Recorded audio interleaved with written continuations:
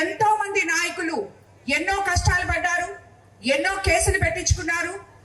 ఎక్కడా కూడా అభివృద్ధి అనేది లేదు. ఒక్క పని చేసిన పాపాన్ని పోలేదు, ఒక్క తట్టం మట్టేసిన పాపాన్ని కూడా పోలేదు ఎక్కడ. ఇది ప్రతి ఒక్కరికి తెలుసు. మేము చేశాము అని చెప్పుకున్న గత ప్రభుత్వ నాయకులకి అందరికీ కూడా కనువిప్పు అయ్యేలాగా మన ప్రభుత్వం వచ్చిన తర్వాత 24 నెలల్లో 2 సంవత్సరాల్లో మన ముఖ్యమంత్రి చంద్రబాబు నాయుడు గారు ఎలక్షన్ ముందు ఏదైతే చెప్పారో సూపర్ 6 పథకాలు సూపర్ హిట్ చేస్తామన్నారు, చేసి చూపించారు. మొట్టమొదటిగా ఈరోజు మనం 1వ తేదీ కల్లా 24 నెలల నుంచి ప్రతి ఒక్క ఎమ్మెల్యే గడప గడపకు వెళ్ళి ప్రతి గ్రామంలో 1వ తేదీ కల్లా అవ్వాతాతలకు 4000 పెన్షన్ ఇస్తుంది. అదే పెన్షన్ ని వాళ్ళు పెంచడానికి 1000 రూపాయలు పెంచడానికి 5 సంవత్సరాలు తీసుకున్నారు. మనం ఒకే ఒక్క సిగ్నేచర్ తో ముఖ్యమంత్రి అయిన వెంటనే 4000 చేయడం జరిగింది. అలాగే దివ్యాంగులకి 6000 చేశాం, డిసేబుల్డ్ వాళ్ళకి 15000 చేశాం. అలాగే తల్లికి వందనం, ఎంతమంది పిల్లలు ఉంటే అంతమంది పిల్లలకి ఇస్తామని చెప్పాం. ఈ రోజు అంతమందికి ఇవ్వడం జరిగింది. అది ఒక ఎత్తు అయితే స్కూల్లో ఇన్ఫ్రాస్ట్రక్చర్ బాగు చేస్తామని చెప్పాం. అవన్నీ కూడా ఈరోజు బాగు చేయడం జరిగింది. సన్న బియ్యంతో భోజనం అందిస్తాం పిల్లలకి అని చెప్పడం జరిగింది. అది అందిస్తున్నాం. అలాగే మంచి బ్యాగ్లు, మంచి బుక్స్, ఇవన్నీ కాకుండా క్లాస్ రూమ్ కి ఒకే టీచరు అనే కాన్సెప్ట్ తో మన విద్యాశాఖ మంత్రి విద్యాశాఖలో ఎన్నో ఉన్నత పరిణామాలు తీసుకురావడం జరిగింది. అదంతా ఒకేటైతే స్త్రీ శక్తి, ఇక్కడ ఎంతో మంది మహిళలు ఉన్నారు. మనం ఏదైతే చెప్పామో మహిళలు ఉచితంగా బస్సుల్లో ప్రయాణించవచ్చు అని చెప్పి అది అక్షరాల చేసి ఇచ్చాం. అలాగే అన్నదాత సుఖీభవ, ముఖ్యంగా మన ఏరియా డెల్టా ఏరియా అధికారంలోకి రాగానే పట్టాదారు పాసు పుస్తకాలు రాజముద్రతో ఇస్తాము, ల్యాండ్ యాక్ట్ రద్దు చేస్తామని చెప్పాం, రద్దు చేశాం. రైతులకి పట్టాదారు పాసు పుస్తకాలు అందించాం. ఈ రోజు మన జిల్లాలో మనం మీ భూమి మీ హక్కు అని ఎంతో గర్వంగా ఈ రోజు ఈ 2 సంవత్సరాలు పూర్తయినప్పుడు ఈ థీమ్తో మనం ఈ సంబరాలు జరుపుకుంటున్నాం. రీసర్వేలు చేస్తున్నాం. అలాగే 22A తీసేస్తున్నాం. ఇవన్నీ కూడా గత ప్రభుత్వంలో 22Aని అడ్డం పెట్టుకొని ఎంతో మంది భూ రాబందులు భూముల్ని స్వాహా చేసిన విధానం ఉంది. ఈ రోజు దానికి మన ప్రభుత్వం వచ్చిన తర్వాత స్వస్తి చెప్పడం జరిగింది. అలాగే 3 సిలిండర్లు ఇస్తామని చెప్పాం, అవి ఇవ్వడం జరిగింది. ఇలాగా మత్స్యకార సేవలో ఇచ్చాం, ఆటో సేవలో ఇచ్చాం. అలాగే చేనేత వాళ్ళకి, చేనేత కార్మికులకి 200 యూనిట్లు ఉచితంగా ఇస్తామని చెప్పాం. అలాగే 500 యూనిట్లు ఉచితంగా ఇస్తామని చెప్పాం మగ్గాలు ఉన్న వాళ్ళకి. ఇవన్నీ చేసాం. అలాగే ఎలక్ట్రిసిటీలో 3 ఫేజ్ కరెంట్ ఇచ్చాం, RDS తీసుకొచ్చాం.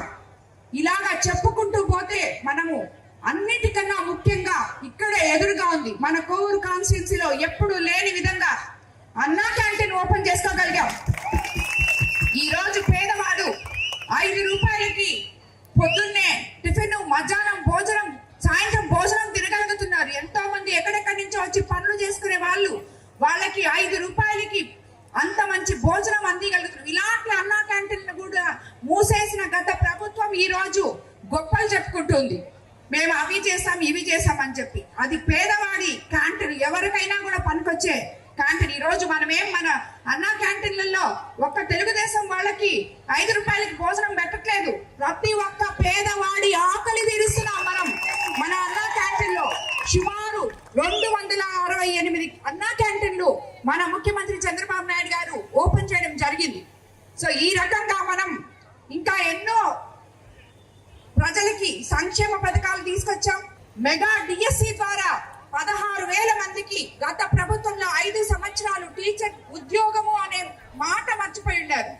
ఎంతో మంది నా దగ్గర కూడా చెప్పారు, అమ్మ మాకు వయసు అయిపోతుంది, మెగా డిఎస్సి పెట్టలేదు, మాకు ఉద్యోగాలు లేక ఇప్పుడు కూడా కానీ పెట్టకపోతే మేము ఏమైపోతామో అని బాధపడిన వాళ్ళు ఎంతో మంది ఉన్నారు. ఈ రోజు 16,000 మందికి మనం మెగా డిఎస్సి ఇవ్వడం జరిగింది. అలాగే 6,000 కానిస్టేబుల్ పోస్టులు భర్తీ చేయడం జరిగింది. ఇవన్నీ ఒక ఎత్తైతే మన యువ నాయకుడు నారా లోకేష్ బాబు గారు 2 సంవత్సరాల్లో 23 తీసుకొచ్చారు. 20 లక్షల ఉద్యోగాల గమ్యంతో ముందుకెళ్తున్నారు. ఆల్రెడీ 6 లక్షల ఉద్యోగాలు మనం ఇవ్వడం జరిగింది. ఇవన్నీ ఒక ఎత్తు అయితే మన కోవూరు నియోజకవర్గానికి వస్తే మనం ఈ రోజు 30 సంవత్సరాల నుంచి పక్కన పడిపోయిన కిసాన్ సెస్ లో 15,000 కోట్లు పెట్టుబడులు తీసుకురావడం జరిగింది. దీనికి మన పిల్లలకి, యువతకి బంగారు భవిష్యత్తు, ఉద్యోగాలు రాబోతున్నాయి రాబోయే రోజుల్లో. అలాగే షుగర్ ఫ్యాక్టరీని ఒక దారికి తీసుకురావడానికి అధికారులు, ఎంపీ గారు, నేను అందరం కలిసి కృషి చేస్తున్నాం. వాళ్ళకు కూడా న్యాయం చేస్తాం అతి తొందరలో అని చెప్పి కూడా తెలియజేసుకుంటాను. ఈ రకంగా ప్రతి ఒక్కటి కూడా ఏ రంగంలో తీసుకున్నా అన్ని రంగాల్లో మనం ముందున్నాం. మన కోవూరు కాన్స్టిట్యున్సీలో ఈ రోజు సుమారు 770 కోట్లతో అభివృద్ధి పనులు చేసుకున్నాం. పల్లి పండుగ ద్వారా గ్రామాల్లో అంతర్గత సిసి రోడ్లు 323 పనులు 17 కోట్లతో చేసుకున్నాం. విలేజ్ హెల్త్ సెంటర్లు 47 భవనాలు 14,76,00,000తో కట్టాం. మేజర్ ప్రాజెక్టులు 17 కోట్లతో తీసుకొచ్చాం. మొత్తం 55 కోట్లు పంచాయతీ రాజ్ లో చేశాం.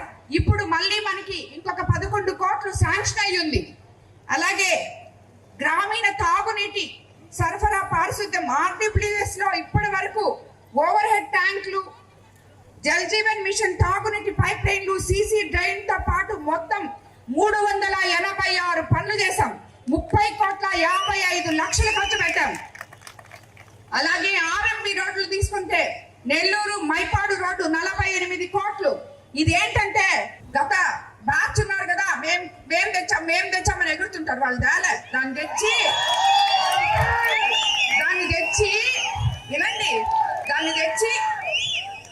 దాన్ని తెచ్చి ఒక టెంకాయ కొట్టి ఆ కాంట్రాక్టర్ దగ్గర కమిషన్ తీసుకొని 8 నెలలు చేయకపోతే ఆ పని క్యాన్సిల్ అయిపోయింది. మొన్న ప్రభుత్వం వచ్చినప్పుడు తిరిగి నేను ఆర్ఎంబి మినిస్టర్ గారి దగ్గర, సీఎం గారి దగ్గర స్పెషల్ పర్మిషన్ తీసుకొని రిక్వెస్ట్ చేసి 45 కోట్లతో ఈ రోడ్డు మళ్ళీ మొదలు పెట్టాం. అది ఈ నాయకులకి తెలియదు పాపం. వాళ్ళు మేము టెంకాయ కొట్టాం అయిపోయింది అంటున్నారు. అలాగే ముదువర్తి కాజ్వే 22వ సంవత్సరంలో ఒక దగ్గర టెంకాయ కొట్టారు. ముందు కృష్ణాపట్నం పోర్ట్ లో కొట్టారు. 24లో ముదువర్తి పాలెంలో కట్టారు. అంతేగాని ఎలక్షన్ ముందు అంటే అతను ఇది చేయకుండా నేను ఊర్లోకి రాను అని చెప్పాడు. ఓట్ల కోసం ఒక టెంకాయ కొట్టాడు. చేయలే. మనం చేసాం దాన్ని. ఈ రోజు మనం చేస్తున్నాం. పనులు చేయడం అంటే చేసి ప్రజలకి అంకితం ఇయ్యడం. టెంకాయలు కొట్టేసి కమిషన్లు తీసుకోగానే పనులు అయిపోవు. అది గుర్తుపెట్టుకోవాలని చెప్పి నేను తెలియజేసుకుంటాను. అట్లాగే ఆర్ఎంబి రోడ్ లో బుచ్చి దగదర్తి రోడ్ 28 కోట్లు, బుచ్చి ఊటుకూరు రోడ్లు 8 కోట్లు, మొత్తం 28 రోడ్ల అభివృద్ధి పనులకు 149 కోట్లు 12 లక్షలు ఇప్పటి వరకు మనం ఖర్చు పెట్టాం రోడ్లకి. అలాగే ఇరిగేషన్ లో పాలెం కాజువే కోసం 93 కోట్లు 32 లక్షలు, దాదాపు 40% పనులు పూర్తయ్యాయి. కాలువలు పూడికి తీత, కట్టల బలోపేతం, ఇతర పనులు మొత్తం 202 కోట్ల 49 లక్షలతో చేశాం. అలాగే విద్యుత్ శాఖలో సుమారు మొత్తం ఇప్పటి వరకు 68 కోట్ల 45 లక్షలు చేశాం. ఆర్డీఎస్ఎస్ కింద 112 కోట్లు 70% పనులు పూర్తి. కుడితపాలెంలో సబ్ స్టేషన్ 3 కోట్ల 22 లక్షలు, పంచాయతీల సబ్ స్టేషన్ 3 కోట్ల 75 లక్షలు, పిఎం సూర్యఘర్ యోజన కింద ఎస్సీ ఎస్టీకి 122 కోట్లు, మొత్తం 262 కోట్లు విద్యుత్ శాఖలో మనం పెట్టడం జరిగింది. అలాగే సమగ్ర శిక్షణ దాంట్లో 13 కోట్లు, డైట్ కాలేజ్ పల్లిపాడులో డైట్ కాలేజ్ తీసుకురావడం జరిగింది. అలాగే దేవాదాయ ధర్మాదాయ శాఖలో 9 కోట్ల 20 లక్షలు ఇవ్వడం జరిగింది. సిఎంఆర్ఎఫ్ కింద అన్నిటికన్నా ముఖ్యంగా సిఎంఆర్ఎఫ్ కింద 900 మందికి 10 కోట్లు స్మారకాలు అందించడం జరిగింది. అలాగే ఇవన్నీ కాకుండా సొంత విపిఆర్ ఫౌండేషన్ డబ్బులు ఇవన్నీ కూడా ఎన్నో పెట్టున్నాం మన కాన్స్టిట్యూన్సీ మీద. ఈ రోజు ఇవన్నీ చూసుకుంటే అవన్నీ పక్కన పెడితే కేవలం మన గవర్నమెంట్ లోనే కేవలం 24 నెలల్లో కోవూరు నియోజకవర్గంలో 770 కోట్ల 25 లక్షల అభివృద్ధి పనులు మనం చేస్తున్నాం. ఈ రోజు మీకందరికీ నన్ను ఎంతో నమ్మకంతో 6 సార్లు ఎమ్మెల్యేగా ఉన్న ఒక అతని మీద 25 రోజుల్లో టికెట్ తీసుకొని రాజకీయాలకు అడిగిపెట్టిన నన్ను ఒక మహిళని మీరు 55,000 ఓట్ల మెజారిటీతో గెలిపించి ఇక్కడ నుంచి అంతకు ముందున్న వాళ్ళని తరిమి కొట్టడం జరిగింది. ఇక్కడ ఇంతమంది మహిళా మనులు ఉన్నారు. ఈ రోజు వైసీపీ నాయకులు మహిళలకి విలువ లేకుండా ఇష్టం వచ్చినట్టు వాళ్ళ ఆత్మవిశ్వాసం మీద దెబ్బ కొట్టేలాగా మాట్లాడుతున్నారు. నిన్న చూసాం మనం హోం మంత్రి అనిత గారి మీద గుడివాడ అమర్నాథ్ మాజీ మంత్రి గారు ఏం మాట్లాడారు. ఆయనకి నేను ఆల్రెడీ కౌంటర్ ఇచ్చాను. ఇలా మాట్లాడడం తగదు. మా నియోజకవర్గంలో కూడా ఒకడున్నాడు ఇట్లాగా మాట్లాడేవాడు. మీ రాజకీయ నాయకులు ఏ రోజైతే మహిళకి మీరు మర్యాదిస్తారో ఆ రోజే మీకు రాజకీయాల్లో ఉండే అర్హత ఉంది. లేదంటే మా మహిళలు మిమ్మల్ని తరిమి కొడతారు. ప్రతి కాన్స్టిట్యున్సీలో మహిళా మనులు ఉండారు అని చెప్పి నేను చెప్పడం జరిగింది. అది నేను చెప్పిన పక్క రోజే ఇక్కడ మన కాన్స్టిట్యున్సీలో ఈ రోజు ఒక పిచ్చోడు మాట్లాడినట్టు మెంటల్ భాష తీసుకొని సోమిరెడ్డి ప్రశాంతమ్మ మీ ఆయన వేమిరెడ్డి ప్రభాకర్ రెడ్డి గారి అభివృద్ధి చేశారు చూడమ్మా అని చెప్పాడు. పిచ్చర్ కావాలా చాదస్తం అనుకోవాలా నాకు అర్థం కాదు. అతనికి మతి భ్రమించి మాట్లాడుతున్నాడు, మతమెక్కి మాట్లాడుతున్నాడు. ఎందుకంటే నేను సోమిరెడ్డి ప్రశాంతి రెడ్డిని వేమిరెడ్డి ప్రశాంతి రెడ్డిని నీకు అనవసరం. నన్ను ఏ రోజైతే ఎలక్షన్ ముందే నేను ప్రజలకి ఎవరో చెప్పని విధంగా నేను చెప్పి ప్రజల మన్ననలు పొందాను. నేను నల్లపరెడ్డి ప్రసన్నని అని చెప్పి నువ్వు చెప్పే ప్రసన్న నిన్ను తరిం కొట్టారు. అది చూసుకో ముందు. ఎవరైతే ఏంటి ప్రజలకి సేవ చేయడానికి నేను 2 కుటుంబాలకి గౌరవం తెచ్చిన ఆడబిడ్డని నేను.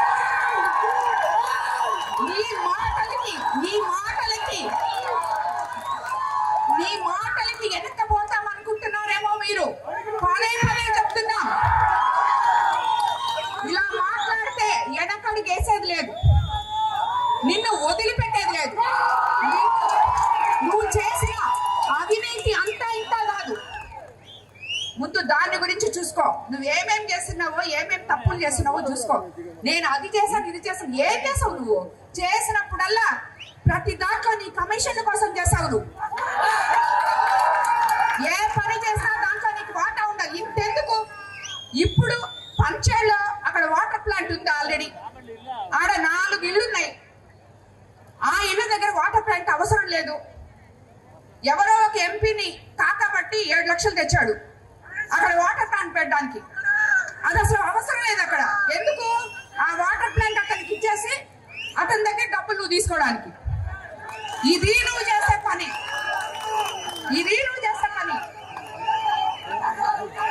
ఈ రోజు నీ దగ్గర ఉన్న ప్రతి నాయకుడు నా దగ్గరకు వచ్చి చెప్తున్నారు, అమ్మా నువ్వు ఎప్పుడు మమ్మల్ని చేర్చుకుంటావు?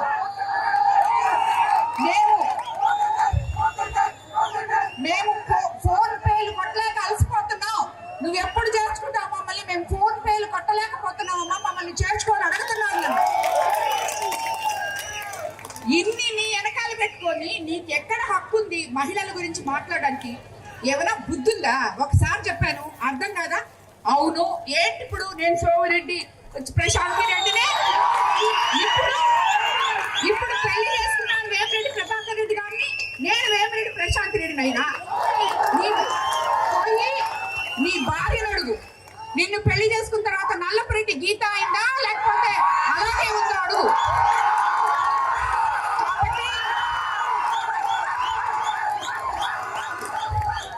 ఇలాంటి చాతావాతాగాని రాజకీయాలు ఇక్కడ చేయొద్దు. నీ చరిత్ర అయిపోయింది. ప్రసన్నానికి ఇప్పుడే చెప్తున్నా, మళ్ళీ నిన్ను ఈ కోవూరు మహిళలు తరిమి కొడతారు. నీకుగా ఒక్క ఓటేరు. మేము ఈ రోజు ఈ 2 సంవత్సరాలు ఈ మాదిరి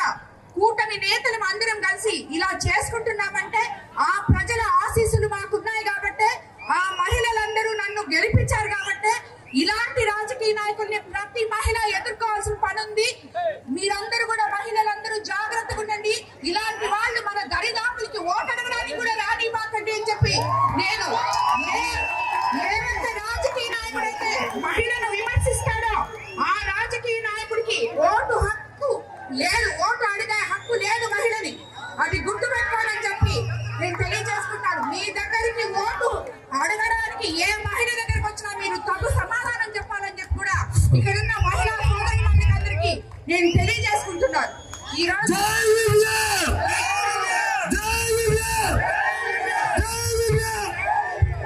మనము ఎంత గమ్మగుండాలన్నా మనల్ని రెచ్చగొట్టి ఇలా మాట్లాడే వీళ్ళందరి గురించి మనం పట్టించుకోవాల్సిన అవసరం లేదు.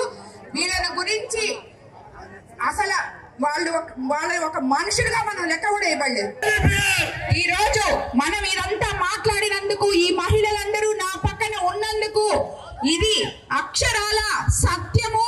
అతను మళ్ళీ ఇంకా మాజీ ఎమ్మెల్యేగానే జీవితాంతం మిగిలిపోవాల్సిందే అనే దానికి ఆ భగవంతుడు ఆశీస్సుని ఈ వర్షమే కారణమని చెప్పి నేను తెలియజేసుకుంటున్నాను.